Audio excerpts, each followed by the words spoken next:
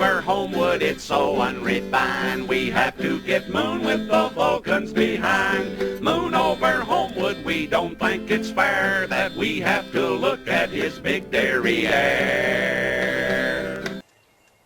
Hey guys, Brandon Ellis here with Iron City Kayak Anglers. We're going to do a quick review of kind of like Chris Funk does the After the Honeymoon series, where he takes a boat, he has it out for a while and brings it home and says, you know, will I come back and will I marry it again, or will I buy the boat again? I'm going to give you one after the first date. So sorry Chris if I'm infringing upon your territory there. We're going to go after the first date. Basically, where I take a boat out, demo it for a day, and then kind of give you my impressions of it. I'm fortunate enough that I've had 2 opportunities to fish in a Jackson Coosa HD. So I've got a pretty good impression. I fished 2 different tournaments with it, one at Guntersville and then one this week at the Warrior River.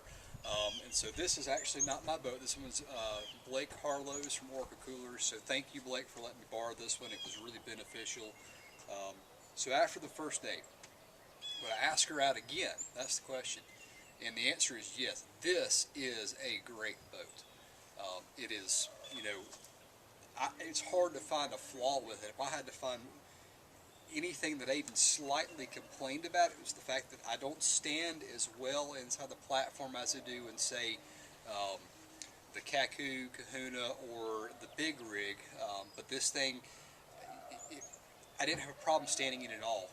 It's a little narrower in the footwell than I really want it to be, but it's so slight that it's really easy to get over. Maybe if I dropped another 10, 15 pounds, it'd be easier for me. And I have terrible stability anyways, but I wish it was a little bit wider in the footwell. Otherwise, it is flawless. They really put this boat together really well. So it's going to kind of give you an overview of the boat and some things that I think we could add to make it a little bit better or easier for me.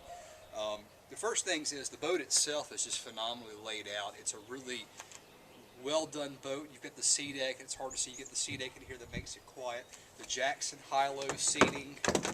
You can set it down low if you need to. You can set it higher. That's phenomenal. The whole day I fished in the high position, high rear, and it was fine. The thermarest in the back of the seat was just amazing. I didn't have nearly the backaches that I have had in previous other boats because it's a great, the Elite seat's just a good option. It's something you should look into if you're upgrading any seat anyways, but this is just a great seat for any boat, period. And again, it comes out, you can use it as a camping chair if you want to. Jackson does a great job with their seats. Other things that I liked about it, I fish recently, I've swapped over to these 3700 size, you know, deep waterproof boxes, and the fact was I could put these underneath the seat without a problem, let it sit there and fish all day long. I didn't have to turn around and get inside of my cooler or my J crate that was back here. I could put the stuff that I was going to fish immediately underneath here. Another thing that I really liked about the Elite seat too is you've got on the back here the seal line compartment that comes from Jackson, and it is semi-waterproof. It's really, really good, but if you flip a boat, it's not necessarily going to keep the water out of it. So what I used instead is I took a cheap waterproof container and it fit inside the sea line box. So I didn't have a single issue at all in the rain that we fished in.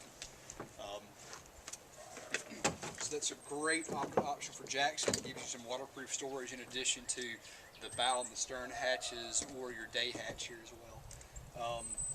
The fish grips that came with it as well, just first time I've really used them in a tournament setting.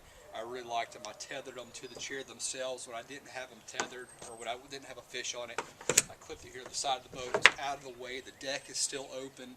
I didn't have a problem in the world. Same thing, I used the waterproof pouches for our tournament identifier. I tethered it to the seat. I could flop it underneath here and still have an open deck. They really laid this boat out well.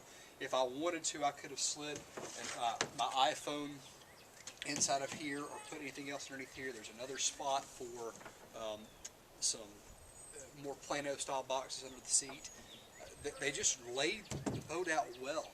The only gripes, again, other than the footwell I had, is that I like the paddle scoop they have on the front where you can slide your paddle in and sit there, but it's good, but it's not ideal for me. In my other Coosa that I had, you had the ability to have the brakes on here. They're the molded in paddle holders. They didn't have that on this version, but I was fortunate enough to have one of these rail-mounted kayak clips. So I was able to take it, slide it on here,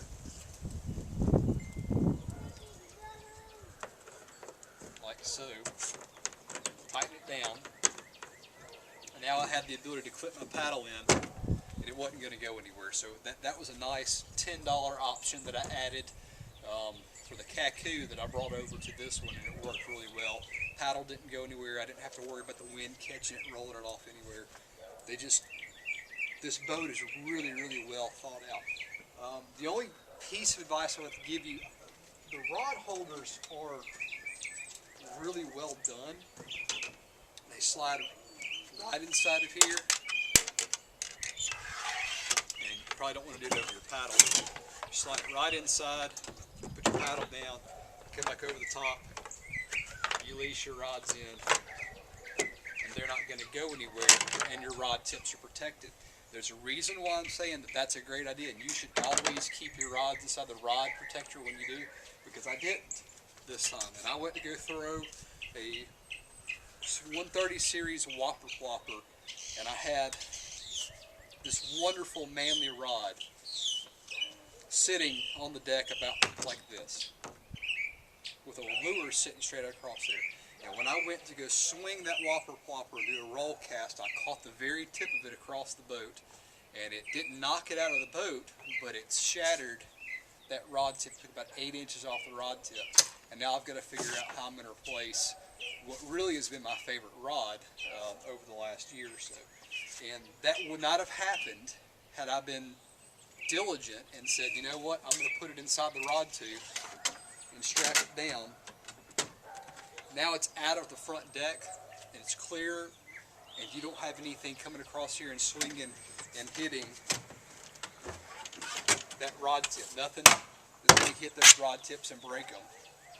Docks, branches, other rods, that's why they put them in there. So when you have it set up like this, when you've got your rods inside of the piece, you've got your Plano boxes underneath the deck, you've got everything else secured there, your phone is in, you've got your paddle secured either here or in the paddle scoop itself. You've got a wide open deck that allows you the ability to throw lures up here, anything else, or stand or move around, access your hatch in any way or shape or form that you want to,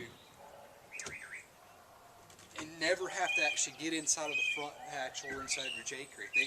They thought of everything. It's a great boat. Again, so after the first day, would I ask her out again? Absolutely, and if I get the opportunity, we may go on several dates, because this is a fantastic boat, really well done.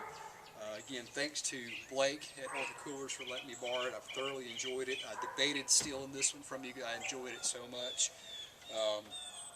But you know where my house is, so we would be in trouble there. You can buy these at Mark's Outdoors. Mark's Outdoors sells all sorts of different colors of these, from a camouflage to one similar in this style. They also called the Dorado. They also have the ability to do custom colors. If you order it from Mark's, they can do a custom color set up for you and order it through Jackson. If you're looking for an all-around boat that does everything from lakes to creeks to saltwater, and you just want to buy one boat, you don't have to have the various other ones, this is it. This really is a phenomenal boat. It's really kind of made me rethink ordering the Kilroy versus this one, but this is absolutely a great boat. You guys should absolutely check it out at Mark's Outdoors. And you know, the fun part is an Orca cooler will fit right in the back of the tank well as well. So you go to Mark's, get both. Thanks again. We'll see you guys at the Seawiki Creek Challenge. Some details will be coming up soon on it, but effectively you're going to look at fishing really small moving water.